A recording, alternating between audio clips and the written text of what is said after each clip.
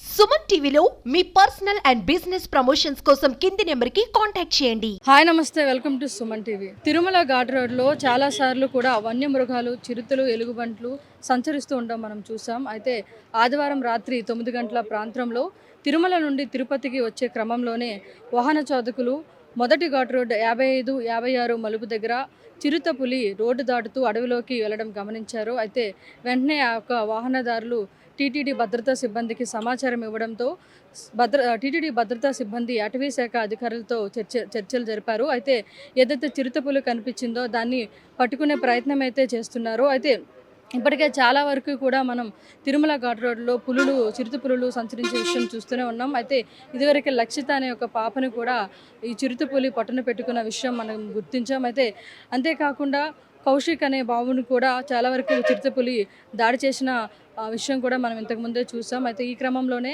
చాలా వరకు కూడా ఇలాంటి ఘాట్ రోడ్డుల్లో వన్యమృగాలు సంచరిస్తున్నాయి కనుక టీటీడీ దీనికి సంబంధించి ఒక కీలక నిర్ణయం తీసుకుంది.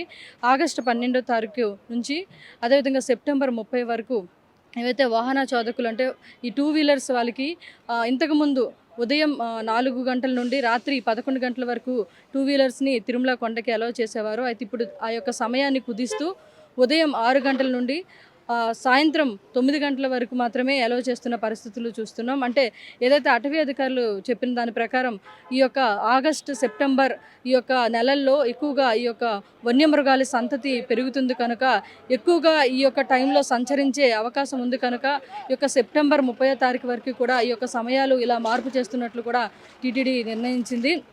అదేవిధంగా ఇప్పటికే చాలా వరకు కూడా వన్యప్రాణుల దాడి జరుగుతూనే ఉంది. తిరుమలలో 2 సార్లు జరిగింది కనుక ఇలాంటి నిర్ణయం తీసుకున్నట్లు కూడా చెప్పడం జరిగింది. అయితే ఏదైతే లక్షిత నా పాపని పట్టుకుందో అదే ఆ యొక్క వేణుగోపాల స్వామి టెంపుల్ దగ్గర ఈ యొక్క చిరుత కనిపించడం కూడా ఎవరైతే వాహన చోదకులు వెళ్ళేటప్పుడు చాలా అప్రమత్తంగా ఉండాలి, జాగ్రత్తలు తీసుకోవాలి.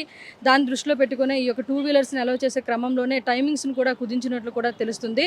అయితే ఎవరైతే 2 వీలర్స్లో వెళ్ళేవారైతే అంటే సెప్టెంబర్ 30వ తారీఖు వరకు ఉదయం 6 గంటల నుండి సాయంత్రం 9 గంటల వరకు అలౌ చేస్తారు. అదేవిధంగా నడక మార్గంలో వెళ్ళేవారికైతే ఉదయం 5 గంటల నుండి రాత్రి 10 గంటల వరకు కూడా వాళ్ళని అలౌ చేస్తారు. అదే చిన్నపిల్లలైతే ఉదయం 6 గంటల నుండి మధ్యాహ్నం 2 గంటల వరకు నడక మార్గంలో అలౌ చేసేలాగా ఉందని చెప్పి టీటీడీ నిర్ణయించడం జరిగింది.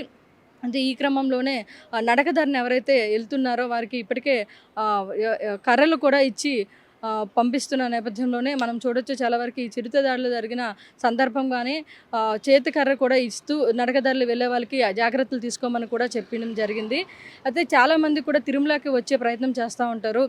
సో ఎవరైతే రావాలనుకుంటున్నారో వాళ్ళు ఖచ్చితంగా ఈ యొక్క టైమింగ్స్ ఆల్రెడీ ఇప్పుడు ఇవ్వడం జరిగింది కాబట్టి అంటే దాదాపుగా ఆగస్టు 12వ తారీఖు నుంచి సెప్టెంబర్ 30 వరకు కూడా టైమింగ్స్ కుదించి ఇంతకు ముందు ఉండే టైమింగ్స్ కాకుండా ఉదయం 6 గంటల నుండి సాయంత్రం 10 గంటల వరకు మాత్రమే 2 వీలర్స్ని మొదటి ఘాట్ రోడ్ అదేవిధంగా 2వ ఘాట్ రోడ్లో అలౌ చేసే పరిస్థితులు ఉన్నాయి కాబట్టి తిరుమల వచ్చి స్వామివారిని దర్శించుకునే వాళ్ళు ఖచ్చితంగా ప్లాన్ చేసుకునే వాళ్ళు అయితే ఈ యొక్క టైమింగ్స్ని గుర్తించి ఒక భక్తులు రావాల్సి ఉంది అని చెప్పి వాళ్ళు కోరడం జరిగింది.